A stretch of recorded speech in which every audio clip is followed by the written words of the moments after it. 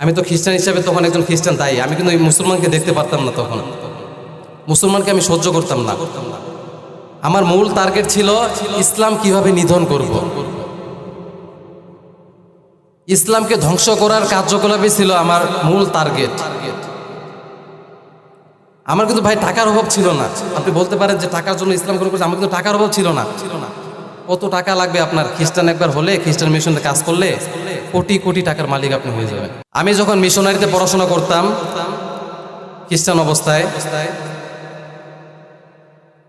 তখন আমি খ্রিস্টানদের ভিতরে, সারা বাংলাদেশের ভিতরে বাইবেল ডিগ্রি অর্জনে বাংলাদেশ বাইবেল সোসাইটি থেকে প্রথম অর্জন করি, প্রথম স্থান। তো আমাদের যারা ওস্তাদ ছিলেন অধিকাংশ ছিলেন তারা কার? আমেরিকান। তারা আমেরিকা থেকে আমাদের বিভিন্ন শিক্ষা দিতেন। আমাদের এখানে যারা এজেন্ট হিসেবে, খ্রিস্টানদের এজেন্ট হিসেবে কাজ করছে, তারা কিন্তু বাংলাদেশি না অধিকাংশ, তারা সবাই কিন্তু অন্যান্য দেশের। আমার যারা ওস্তাদ ছিলেন তারাও কিন্তু অন্যান্য দেশের, বাংলাদেশি বেশিরভাগ না। কিন্তু আল্লাহর কি কুদরত, আমার বাবা মা আমাকে ছোটবেলা থেকে মিশনারিতে পড়াশোনা করার জন্য পাঠায়। আর মিশনারিতে যখন আমি পড়াশোনা শুরু করি, মাত্র 8 বছর বয়সে আমি পুরো বাইবেল থেকে ডিগ্রি অর্জন করি। আর পুরো বাইবেল থেকে ডিগ্রি অর্জন করার জন্য আমেরিকা থেকে আমার সার্টিফিকেট আসে, এবং আমেরিকা যাওয়ার জন্য আমার ভিসাও সবকিছু রেডি হয়ে যায়, যেটা 2018 সালে। আর তখন যখন আমার ভিসা সবকিছু রেডি, আমি তো খ্রিস্টান হিসাবে তখন একজন খ্রিস্টান দায়ী। আমি কিন্তু ওই মুসলমানকে দেখতে পারতাম না। তখন মুসলমানকে আমি সহ্য করতাম না। আমার মূল টার্গেট ছিল ইসলাম কিভাবে নিধন করব। ইসলামকে ধ্বংস করার কার্যকলাপই ছিল আমার মূল টার্গেট। আমার কিন্তু ভাই টাকার অভাব ছিল না। আপনি বলতে পারেন যে টাকার জন্য ইসলাম গ্রহণ করছে, আমার কিন্তু টাকার অভাব ছিল না। কত টাকা লাগবে আপনার? খ্রিস্টান একবার হলে, খ্রিস্টান মিশনে কাজ করলে কোটি কোটি টাকার মালিক আপনি হয়ে যাবেন। কি আল্লাহর কি কুদরত! আমি সেই টাকা পয়সা ছেড়ে আজকে ইসলাম গ্রহণ করছি। টাকার মায়া যদি আমার ভিতর থাকতো, আমি ইসলাম গ্রহণ কোনদিন করতাম না। তো আমি যখন খ্রিস্টান মিশনারিতে পড়াশোনা করতাম, এই পাশে লাইনটা দেন, এই পাশে বসে লাইনটা দেন। যখন পড়াশোনা করতাম, তো আল্লাহ তাআলা আমাকে যে মেধা দান করেছেন, যে বাইবেল কোর্স এক একজনের করতে লাগে 20 বছর, 25 বছর বা 15 বছর, সেটা আমি অর্জন করেছি মাত্র 6 বছর। আর এই 6 বছর বয়সে অর্জন করার পরে যখন আমার ঠিকানা হলো যে আমি সবকিছু ঠিক হলো, আমি আমেরিকা যাব, আমেরিকা গিয়ে সেখান থেকে আরেকটা ডিগ্রি অর্জন করে আমি বাংলাদেশে সেখানে মিশনারি কাজে লাগবো। আর এই মিশনারি কাজের প্রধান টার্গেট হলো যারা মুসলমান আছে তাদেরকে খ্রিস্টান তৈরি করা, তাদের ঈমান নষ্ট করা। কিন্তু আমি যখন ক্লাস 8-এ পড়াশোনা করি, তখন গভীর এক রাত্রে, আমি কিন্তু রাতে যখন ঘুমাই, আমি কখনো খ্রিস্টান কোনো পাদ্রী বা খ্রিস্টান কোনো ব্যক্তির কথা শুনে আমি কখনো আমল করি নাই। আমি বাইবেল গবেষণা করে যেইটা জানতে পেরেছি সেইটাই আমি আমল করেছি। কিন্তু এখানে দেখতাম যে বাইবেলের সাথে কোরআনের অনেক মিল। যে মিশনারিতে আমি পড়াশোনা করতাম সেখানে কিন্তু কোনো মুসলমান কেউ বা মুসলমান কোনো কিতাব সেখানে ঢুকতে পারতো না। তো আমি কিভাবে জানবো সেখানে ইসলাম ধর্ম সত্য? আমি কিভাবে বুঝবো যে ধর্ম একটা ইসলাম? হঠাৎ একদিন রাত্রে যখন আমি পাক পবিত্র অবস্থায়, মানে নিজেকে পবিত্র করে পাক করে যখন আমি ঘুমালাম, আমার রাত্রে একটা অভ্যাস ছিল, তখন তো আমি ঈশ্বর মানতাম, ঈশ্বরের কাছে আমি দোয়া করতাম যে হে ঈশ্বর, আপনি সবসময় আমাকে সত্যের পথে চালান, যেটা সঠিক পথ, সঠিক ধর্ম, সেখানে আপনি নিয়ে যান। আমি যদি জীবনে কোনো ভুল করি, আমাকে সঠিক পথে আপনি নিয়ে যাবেন।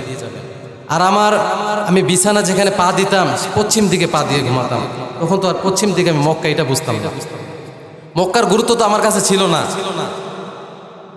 কিন্তু আমার একটা অভ্যাস ছিল, আমি ঘুমানোর আগে পশ্চিম দিকে সেজদা, কমপক্ষে 5 মিনিট সেজদা দিয়ে থাকতাম। তারপর আমি পিছনে, আমি পূর্ব দিকে মাথা দিয়ে ঘুমাইতাম।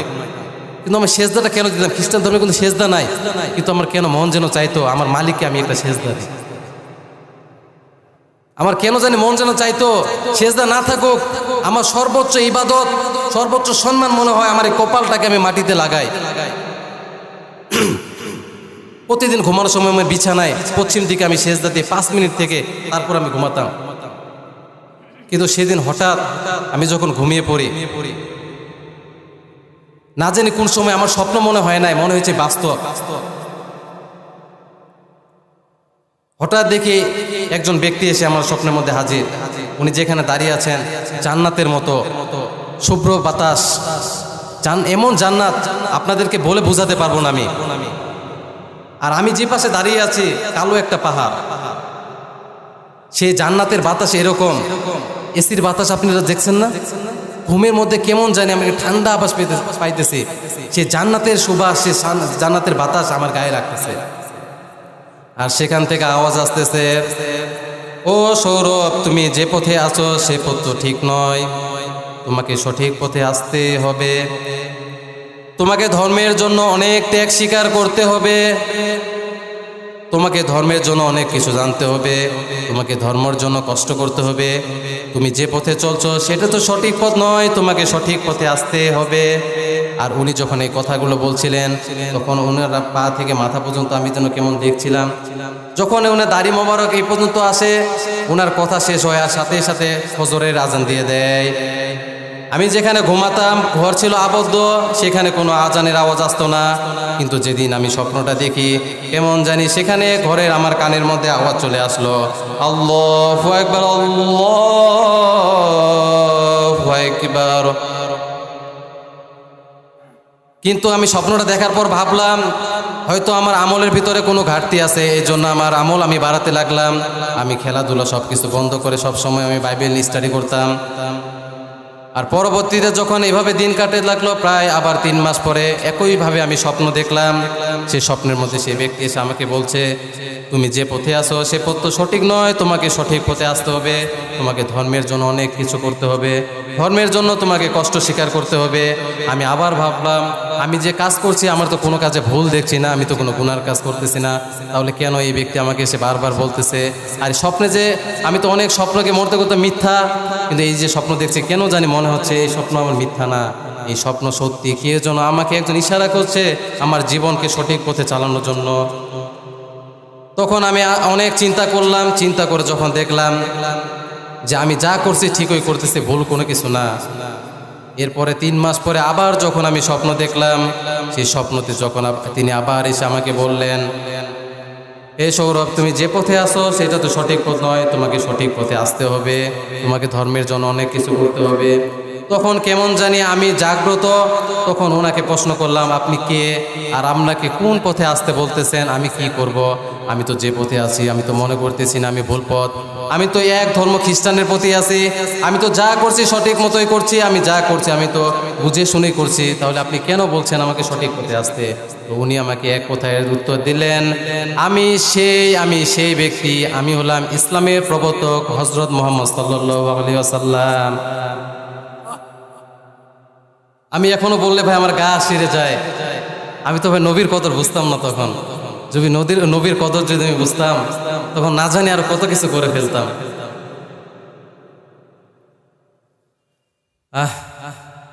ইসলাম গ্রহণ করার পর ভাই কত যে শান্তি, সে শান্তি তো আপনাকে বলে বোঝাতে পারবো না। আপনারা তো পেয়েছেন ভাই বাপদাদার সম্পত্তি পাইছেন না, ওয়ারিশ। আমি তো ভাই ওয়ারিশ পাই নাই, নিজের বাপকে, নিজের বোনকে, নিজের আত্মীয় স্বজন সবাইকে ত্যাগ করে আমি ইসলাম গ্রহণ করছি। আর যখন আমি স্বপ্নে এটা দেখলাম তখন সাথে সাথে আমার জেহেনে সব কিছু খুলে গেল। সকালে ঘুম থেকে উঠে হায় হায় স্বপ্নে আমি কি দেখলাম, যে ব্যক্তিকে দেখলাম তার তো চেহারায় দাড়ি, তার পরনে তো জুব্বা, সে তো খ্রিস্টানদের কেউ হতে পারে না, সে একমাত্র মুসলমানই হতে পারে। আর তারপরে আমি গেলাম হুজুরের কাছে গিয়ে বললাম, হুজুর আপনি আমাকে কালেমা পড়িয়ে দিন, কালেমা পড়ে আমাকে মুসলমান বানিয়ে দিন। আর যখন আমি সেই হুজুরের কাছে কালেমা পড়ে মুসলমান হলাম, এখানে বাসায় থাকার পরে আমায় প্রাইভেট যখন পড়তাম, আমি গোপনে বাবা মাকে না জানিয়ে প্রাইভেটের নাম পড়ে এক হুজুরের কাছে আমি মিথ্যা পরিচয়ে আমি আরবি শিখতাম। সেই হুজুরও জানতো আমি মুসলমান, আর আমার বাবা মাও জানতো আমি প্রাইভেট পড়তে চাই। কিন্তু কি করব ভাই, যতই হোক নিজেকে আগলে রাখার চেষ্টা করি যে কাউকে প্রকাশ করব না, কিন্তু মন যেন কেউ মানে না, মন চাই যেন আবার যায় আল্লাহর রাস্তায় আমি সেজদা করি। গোপনে আমি আসতাম, ফজরের নামাজ পড়তাম, অন্ধকারের ভিতরে ফজরের নামাজ পড়তে যেতাম যেন কেউ আমাকে না দেখে, কেউ যেন না চিনে। কারণ এলাকার মুসলমান যদি আমাকে চিনে তখন তো বলবে তুমি অমুকের ছেলে না, তুমি তো ভাই অমুকের ছেলে, তুমি তো খ্রিস্টান, তুমি কেন মসজিদে এসেছো? তখন তো আমার বাবাকে কেউ বলে দিবে, আর বাবাকে বলে দিলে তো আমার রেহাই থাকবে না, আমি তো ইসলামের কোনো কিছু করতে পারবো না, উনি হয়তো আমাকে মেরেও ফেলতে পারে। কিন্তু কেন যেন মন মানে না, শুধু চাই যেন আল্লাহর কাছে আমার কপালটা ঠেকিয়ে দিই। আর হঠাৎ যখন এভাবে চলতে চলতে আমার মা আমার পরিবারের সবাই জানতে পারলো, জানার পরে আমাকে মারার জন্য বিভিন্ন পরিকল্পনা করলো। আমার মাকে মারার জন্য লাখ লাখ টাকা খরচ করে ফেললো তারা। কিন্তু কি কুদরতি, আমার মা স্বপ্নে একদিন দেখে, যেদিন আমাকে আমার বাবা এক জায়গায় যেতে বলেছে যে যাও তুমি ওখানে যাও, এক মানুষের কাছে আমরা এত লক্ষ টাকা পাই, আমি তো অসুস্থ, তুমি গিয়ে টাকাটা নিয়ে আসো। কিন্তু আসলে সে ব্যক্তির কাছে টাকা পায় না, সেটা ছিল একটা কবিরাজের বাড়ি। আর সেখানে গিয়ে আমার ব্রেন ওয়াশ করে সেখান থেকে আমাকে পাচার করা হতো ভারতে। কিন্তু সে রাত্রে আমার মা স্বপ্নে দেখে যে আমার বাবা যেখানে আমাকে যেতে বলেছে সেখানে এমনভাবে আমাকে মারা হইতেছে। সকালে উঠে আমার মা আমাকে বলে যে বাবা তুমি ওখানে যেও না, তুমি ওখানে গেলে তোমাকে অবশ্যই মেরে ফেলবে। তো আমি মাকে বললাম মা এগুলো স্বপ্ন তো সত্যি না, এগুলো আজে বাজে স্বপ্ন, আমি বিশ্বাস করি না। তো তারপরে যখন আমি মার কথা বিশ্বাস করি নাই, সন্ধ্যার দিকে যখন রওনা হব ঠিক তখনই আমার সৎমা একজন ছিলেন, আমার সৎমা আমাকে বললেন যে আসলে তোমার বাবা এভাবে তোমাকে মেরে ফেলার পদ্ধতি চেষ্টা চালাচ্ছে। আর তখন সেই রাত্রে আমার মা আমাকে কি বললেন যে তুমি বাবা এখান থেকে চলে যাও, তুমি এখান থেকে চলে যাও কোথাও, হয়তো তুমি কোথাও পালিয়ে থাকলে তুমি বেঁচে থাকবে, তোমার সাথে আমার সাক্ষাৎ হবে। কিন্তু তুমি যদি তোমার এখানে থাকো তোমার বাপ তোমাকে মেরে ফেলবে, তোমার বাবা তোমাকে মেরে ফেললে আমি তোমাকে কোনোদিন পাবো না। সেখান থেকে আমি বের হয়ে গেছি, আজকে মাদ্রাসায় পড়াশোনা করি। আমরা তো ভাই টাকার লোভে তো মুসলমান হয় নাই। আপনাকে 1 কোটি টাকা দিলে আপনি কি আপনার বাবা মাকে ছেড়ে আসতে পারবেন? আপনার বাবা মাকে ছেড়ে থাকতে পারবেন? আজকে আমি মহব্বতে, ইসলামের মহব্বতে আপনার বাবা মা ছেড়ে, আমার ভাই বোন ছেড়ে আজকে আমি ইসলামের জন্য কালেমা পড়ছি। ভাই আপনারা কি পারবেন না যে আপনারা মহব্বতে, ইসলামের মহব্বতে আপনাদের যে বাপদাদা ধর্ম যা কিছু আপনারা পেয়েছেন যেভাবে পান আপনারা ইসলামের কদর করতে পারবেন না? ভাই আমাদের সমাজে যারা বসবাস করে, শিশু আছে, নারী আছে, নর আছে, কিশোর আছে, কিশোরী আছে, যুবক আছে, যুবতী আছে, তো আপনি বেশিরভাগ খেয়াল করে দেখবেন একটা সমাজ, যে সমাজে যুবকরা ভালো সেই সমাজ কিন্তু সব দিক থেকে গিয়ে কি ঠিক কিনা?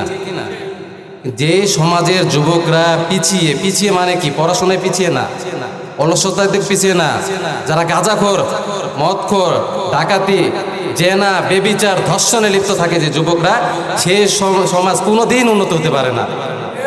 আপনার বাবে হবে মসজিদের কমিটির সভাপতি আর আপনার ছেলে হবে কি গাঁজা কমিটির চেয়ারম্যান, হয় না এরকম? আপনাদের এলাকায় বহুত আছে। সবচেয়ে একটা বিশেষ কথা কি, আপনাদের অনেকে আমাকে চিনেন, অনেকে চিনেন না। আমি কিন্তু বড় হয়েছি এই এলাকায়, জানেন আপনারা? অনেকে কিন্তু আমাকে চিনেন না। আমি পড়াশোনা করছি মুশাররফুল স্কুলে।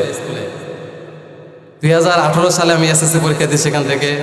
আমার সাথে শিক্ষক বিন্দু এখানে অনেকে আছেন, আমার বন্ধু বান্ধব অনেকে আছে এখানে। 2018 সালে ইসলাম গ্রহণের পর আমি এখান থেকে অন্যত্র চলে যাই, সেখানে এখন দিনী লাইনে পড়াশোনা করি। তো আমার